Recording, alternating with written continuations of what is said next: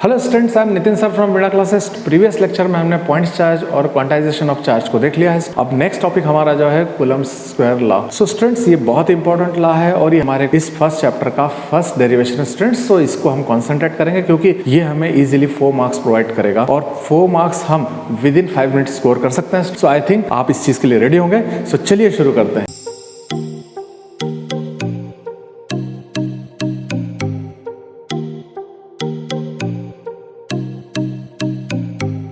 Coulomb's law में सबसे पहले मैंने आपको बताया था, जैसे कूलम्ब्स लॉ में हमको पढ़ना है तो सबसे पहले हमें इंट्रोडक्शन देंगे, फिर कूलम्ब्स लॉ के बारे में बताएंगे, उसका एक डायग्राम होगा, फिर उसके मैथमेटिकल पॉइंट्स होंगे, मैथमेटिकल पॉइंट्स होने के साथ उसका डेरिवेशन पॉइंट होगा। सो स्टूडेंट्स, ये सारे कंटेंट जब हम लेंगे तो 4 मार्क्स हमारे पास कंप्लीटली आ जाएंगे।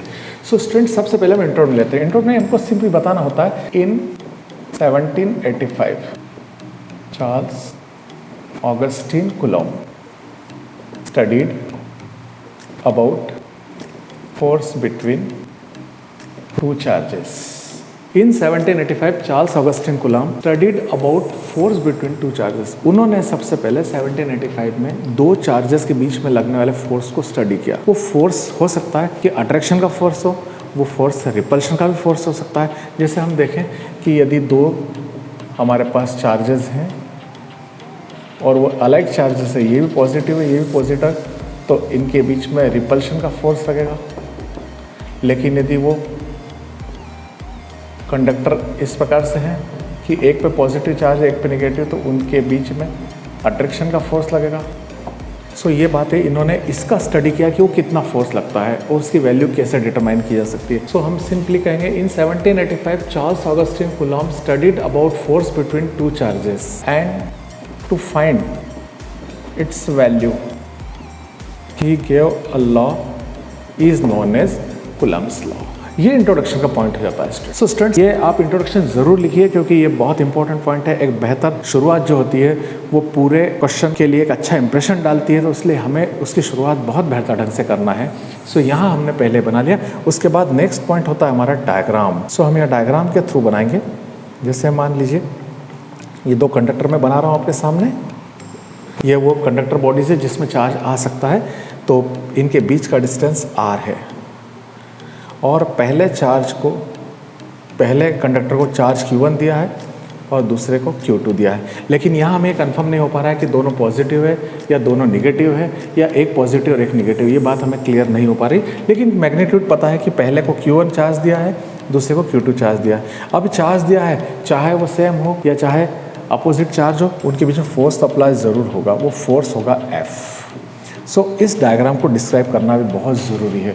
इस डायग्राम को हम डिस्क्राइब करेंगे तो ये करेंगे कि लेट A एंड B, देखिए माना A और B दो कंडक्टर हैं, A को Q1 चार्ज दिया है, B को Q2 चार्ज दिया है, उनके बीच में डिस्टेंस R है और उनके बीच लगने वाला अट्रैक्शन या रिपल्शन फोर्स F। ये हमें डिस्क्राइब करना है।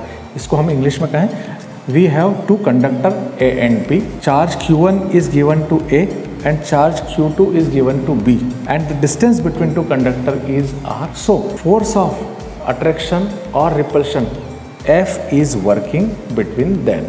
ये कंटेंट आप यहाँ पर पूरा लिखेंगे। So ये लिखने के बाद according to Coulomb's law, according to Coulomb's law, अब कूलम्ब्स लॉ के अकॉर्डिंग हम दो पॉइंट बना रहे हैं। पहला पॉइंट बना रहे हैं हम कि उन्होंने इसकी वैल्यू कैसे फाइंड की। उन्होंने ये पाया कि जो फोर्स इनके बीच लग रहा है is directly proportional to product of magnitude of charge F force, product of magnitude of charge Q1 into Q2, Q1 और Q2 के प्रोडक्ट के प्रोपोर्शनेट होता है। तो फर्स्ट पॉइंट हमारा बनता है, the force between two conductors is directly proportional to product of magnitude of charges. ये पहली बात हमने यहाँ पे से स्टेटमेंट में ली। सेकंड, उन्होंने बात बताई कि जो फोर्स होता है इज इनवर्सली प्रोपोर्शनल। ये इनवर्सली प्रोपोर्शनल 1 के अपॉन में आएगा तो इनवर्सली प्रोपोर्शनल, सीधे आ रहा है तो directly proportional. Square of distance between charges, so force F है, square of distance between charges, distance between charge R है यहाँ पे, उसके स्क्वायर को कहा गया तो हमने स्क्वायर लगा दिया, इक्वेशन हमारा सेकंड बन गया। यदि हम इन दोनों को कंबाइन करें तो हमें रेगुलेशन मिल जाएगा। सो हम इस लॉ को कैसे लिख सकते हैं वो देखें आप। ये इंपॉर्टेंट बात है कि इस लॉ को लिखना कैसे है। इन दोनों स्टेटमेंट को कंबाइन कर देंगे तो हमारा कूलम्स लॉ बन जाएगा। सो देखिए आप, the force between two charges is always proportional to product of their magnitude and square of distance between charges। ये स्टेटमेंट इन दोनों पॉइंट से हमने बनाया।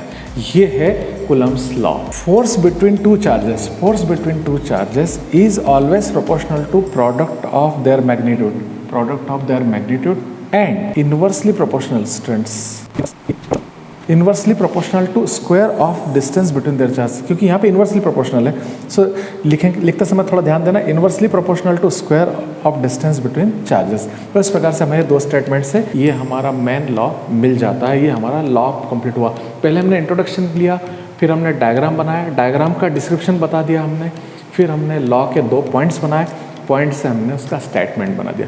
अब स्टूडेंट्स का मैथमेटिकल रिप्रेजेंटेशन हमें करना है। अब देखिए, from equation first and second, दोनों इक्वेशन को हम यदि कंबाइन करते हैं तो आप देख रहे हैं F is proportional to Q1 into Q2 into 1/r²। यदि हम इसको कंबाइन कर लेते हैं तो F is proportional to Q1 into Q2/r²। Proportional का साइन स्टूडेंट्स जैसे आप जानते हैं पिछली क्लासेस से कि जब हम प्रोपोर्शनल का साइन हटाते हैं, सो प्रोपोर्शनल का साइन हटाने पर हमें एक कांस्टेंट लगाना होता है, तो कांस्टेंट विच इज़ k। सो यहाँ हम एक कांस्टेंट k यूज़ कर रहे हैं, Q1 इंटू Q2/r²। ये जो k है, k इज़ कांस्टेंट, ये कांस्टेंट है। इसको हम क्या कहते हैं? इस कांस्टेंट को कहा जाता है, k is constant called electrostatic force constant. Electrostatic force constant होता है और इसकी वैल्यू जो होती है इन दोनों के बीच में जो मीडियम होता है उस पर डिपेंड करती है। तो हम ऐसे लिखेंगे k is a constant called electrostatic force constant and it's value depend upon the medium present between two charges. In charges के बीच में जो मीडियम हो, चाहे वो एयर हो, वैक्यूम हो या कोई और मीडियम हो, उस पर इसकी वैल्यू डिपेंड करती है। और इसकी स्टैंडर्ड वैल्यू होती है 1/4πε0। यहाँ ε0 होता है परमिटिविटी। सो स्टूडेंट इसलिए इंपॉर्टेंट है डेरिवेशन कि इसमें नए वर्ड्स भी आ रहे हैं, नए कांस्टेंट भी आ रहे हैं। ε0 एक नया कांस्टेंट आ रहा है, इसको हम परमिटिविटी कहते हैं। तो k इक्वल टू 1/4πε0, ये k की वैल्यू यदि हम यहाँ प्लेस कर दें तो F equal to 1/4πε0 Q1 into Q2/r²। So students ये इस प्रकार से हमारा डेरिवेशन यहाँ कंप्लीट हो जाता है। ये मैथमेटिकल फार्मूला इसका प्रूव हो जाता है। सो स्टूडेंट आई थिंक आपको समझ में आया होगा। एक बार मैं अपनी ओर से इसके स्टेटमेंट को आपको और समझाना चाहता हूँ ताकि हमारी मिस्टेक ना हो जाए। Force between two charges is directly proportional to product of magnitude of charge and inversely proportional to square of distance between charge. ये स्टेटमेंट मेन स्टेटमेंट है स्टूडेंट्स, इन 2 स्टेटमेंट से बना है। बाकी मैथमेटिकल आपके सामने पूरी तरह से मैंने एक्सप्लेन कर दिया है और ये हमारा इसका मेन फार्मूला है स्टूडेंट्स। तो इस प्रकार से ये क्वेश्चन पूरा कंप्लीट होता है और आई थिंक ये आपको समझ में आ ही गया होगा स्टूडेंट्स। यदि आपको ये अच्छा समझ में आया और यदि आपको अच्छा लगा है तो इसे लाइक कीजिए, इसे शेयर कीजिए, इस पर कमेंट कीजिए और चैनल को सब्सक्राइब कीजिए। सो स्टूडेंट्स नेक्स्ट वीडियो तक स्टे ब्लेस्ड।